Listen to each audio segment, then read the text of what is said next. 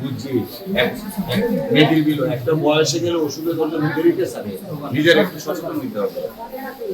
আচ্ছা, হ্যাঁ, ওনার কি হয়েছে?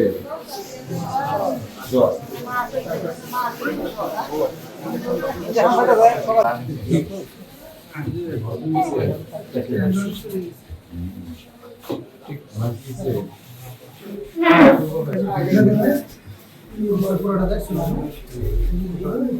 আমার দলে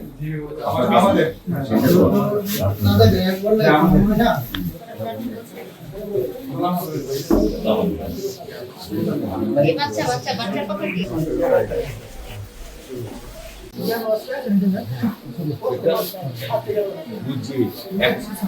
মেয়েদের বিল একটা বয়সে গেলে ওষুধের জন্য মেয়েদেরকে সারে নিজের একটু সচেতন নিতে হবে। আচ্ছা, হ্যাঁ, ওনার কি হয়েছে? জ্বর।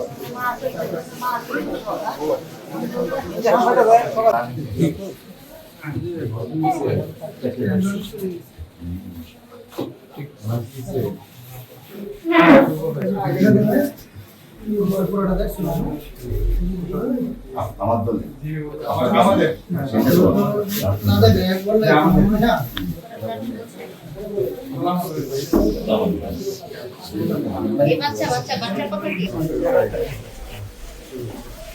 হসপিটাল একদিনে তো আর ওভারনাইটে ইমপ্রুভ হবে না, আস্তে আস্তে ইমপ্রুভমেন্ট আনার চেষ্টা করছি।